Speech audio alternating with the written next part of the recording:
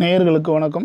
இப்போ நம்ம அந்த சித்தர்கள் பாடும் சேனலில் அன்றாடம் ஒரு மூலிகை உணவுகள்லாம் நம்ம செஞ்சு இந்த நிகழ்ச்சியில் தொடர்ச்சியாக பண்ணிக்கிட்டு வரோம்.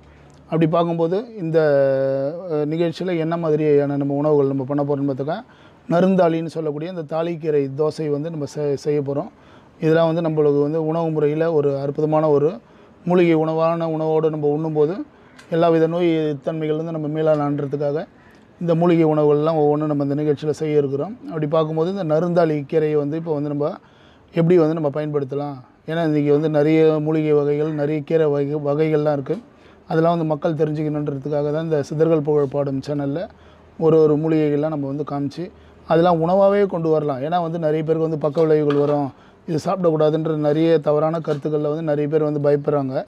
அதெல்லாம் தவறு. ஏன்னா இதெல்லாம் வந்து நம்ம முன்னோர்கள் வந்து பயன்படுத்தின்னு வந்து மூலிகை மருத்துவம் வந்து இப்போ மறைக்கப்பட்டதுனால நிறைய பேர் சொன்னால் பழிக்காதுன்னு நிறைய பேர் வந்து இதை நம்ம இது பண்ணிட்டாங்க. அதனால் வந்து இந்த நிகழ்ச்சியில் ஒரு மூலிகை பார்க்கும்போது நம்ம தெளிவாக சொல்லும்போது ஈஸியாக வந்து நம்ம வந்து இதை பயன்பாட்டு கொண்டு வரலாம்.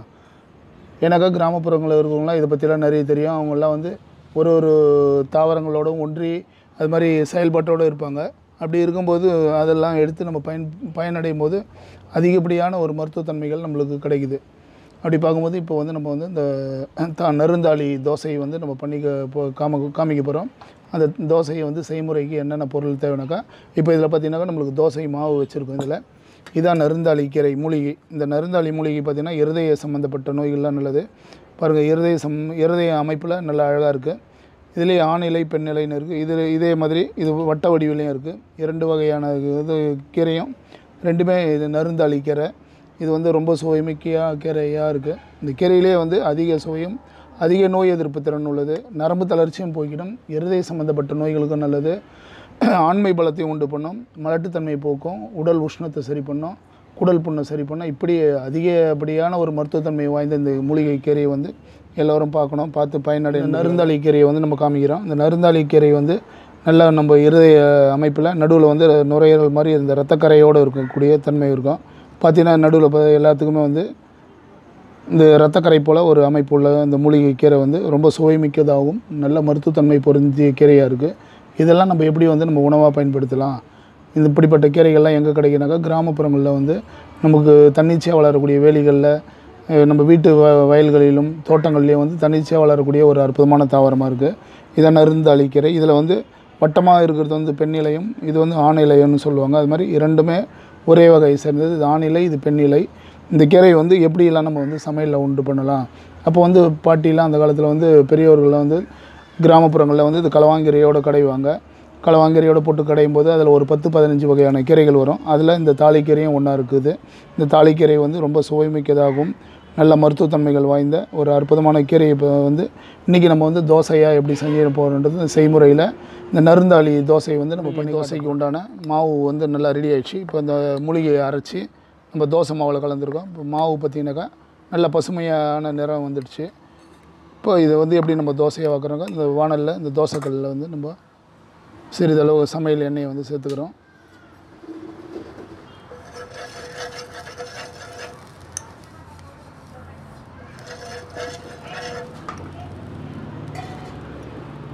எண்ணெய் விட்டுட்டு இதில் வந்து நம்ம தோசைக்கு உண்டான மாவை வந்து இப்போ நம்ம இதில் போடுறோம்.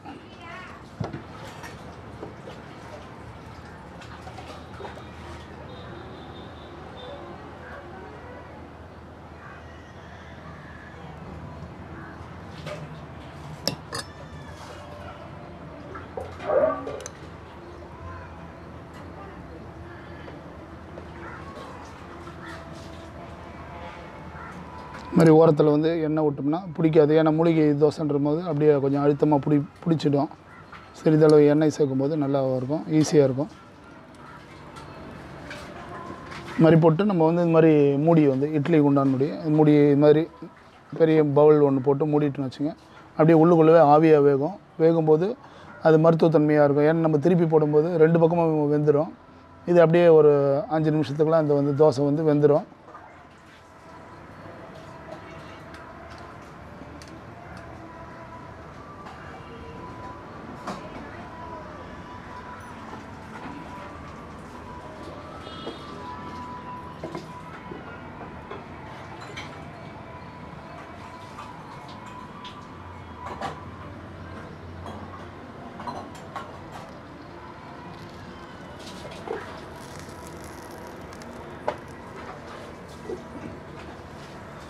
இப்போ மூலிகை தோசை வந்து நல்லா வந்துடுச்சு. இது மாதிரி நம்ம தோசையை வந்து பார்க்கும்போதே பாருங்கள், நல்லா ஒரு பசுமையான ஒரு அற்புதமான மூலிகை தோசை வந்து இப்போ நம்மளுக்கு வந்து ரெடி ஆகிடுச்சு. இது மாதிரி மூடி போட்டு நம்ம மேலே வந்து ஏதாவது ஒரு பவுல் போட்டு மூடும்போது நல்ல அதாவது 2 பக்கம் வேகம், ஒரே பக்கத்தில் நல்ல ஆவிலேயே வந்த மாதிரி இருக்கும். அற்புதமான தோசை வந்து இப்போ நம்ம ரெடியாகி வச்சிட்டோம். இதுதான் அந்த நருந்தாளி மூலிகை தோசை.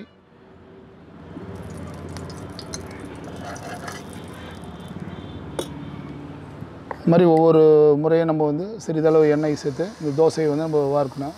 ஏன்னா மூலிகை நம்ம பச்சிலைகள் கலந்து நம்ம மாவோட கலந்து செய்யும்போது அதனுடைய தன்மைகள் வந்து கொஞ்சம் கல்லில் ஒட்டாமல் இருக்கிறது தான் இந்த சமையல் எண்ணெய். இல்லைன்னா நம்மளுடைய வீட்டில் இருக்கக்கூடிய பசு நெய் இது மாதிரிலாம் வந்து சேர்த்துனுவாங்க. தோசையும் சுவைமிக்கதாக இருக்கும், மருத்துவத்தன்மையாகவும் இருக்கும்.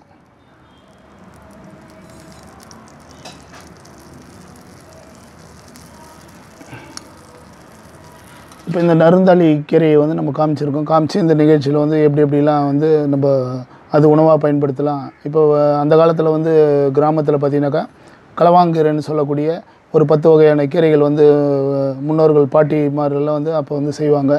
இப்போ கலவைக்கீரைனாலே தெரியாது போயிடுச்சு. அந்த கலவைக்கீரையில் ஒரு முக்கியமான கீரை வந்து இந்த நருந்தாளி கீரை. இந்த நருந்தாளி கீரை வந்து கொடி இனத்தை சேர்ந்தது. கிராமப்புறங்களையும் நம்ம வீட்டு வேலிகள்லேயே இருக்கும். ஆனால் இது வந்து நம்ம சாப்பிடக்கூடிய கீரைன்னு தெரியாது. ஏன்னா எல்லாமே வந்து நம்ம நடைமுறையிலையும் நம்ம நடைபாதையிலையும் இருக்கக்கூடிய தாவரங்கள் வந்து ஒரு அற்புதமான தாவரங்களாகவும் அற்புதமான உணவு முறையான ஒரு மூலிகையாக இருக்குது. ஆனால் அது வந்து தீராத நோய்களையும் தீர்க்கக்கூடிய ஆற்றல் வந்து அதுக்கெல்லாம் உண்டு. ஏன்னா அதெல்லாம் வந்து நம்மளுக்கு இதை சாப்பிட்லாம், இதை சட்னி பண்ணி சாப்பிட்லாம், இதை தோசை பண்ணி சாப்பிட்லான்னு யார் சொல்லிக் கொடுக்கக்கூடிய ஆள்கள் இல்லை. இப்போ 2வது வந்து சித்த மருத்துவத்தை நோக்கி வரும் காலகட்டங்களில் இதெல்லாம் நம்ம இந்த நிகழ்ச்சியில் அறிமுகப்படுத்தும் போது நிறைய பேர் வந்து நோய் தாக்கத்துலேருந்து விடுபடுறாங்க.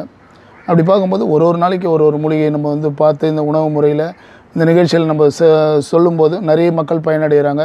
நிறைய பேர் நம்மளுக்கு வந்து தகவல் தெரிவிக்கிறாங்க. இந்த கீரைகள்லாம் ரொம்ப சிறப்பாக இருந்தது, நாங்கள் சட்னி பண்ணி சாப்பிட்டோம், நாங்கள் டீ போட்டு குடித்தோம் அப்படின்னும் போது நம்மளுக்கு மன நிறைவாக இருக்குது. ஏன்னா நம்மளுடைய தமிழ் பாரம்பரியம் வந்து தொன்று மக்கள் தோன்றிய காலத்துலேருந்து வளர்ந்து வந்த நம்ம தமிழ் மருத்துவத்தை வந்து மறுக்க முடியாது யாராலும்.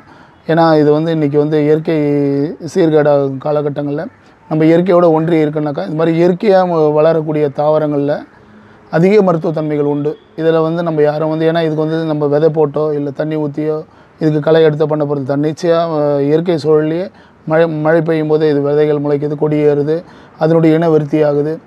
அப்படியே அது வந்து டெவலப்மெண்ட் ஆகினே இருக்கும். அது காலகட்டங்களில் அந்தந்த காலகட்டங்களில் என்னென்ன கீரைகள், என்னென்ன காய்கறிகள், என்னென்ன கனி வகைகள் கிடைக்கிதோ நம்ம வந்து பயன்படுத்தணும்.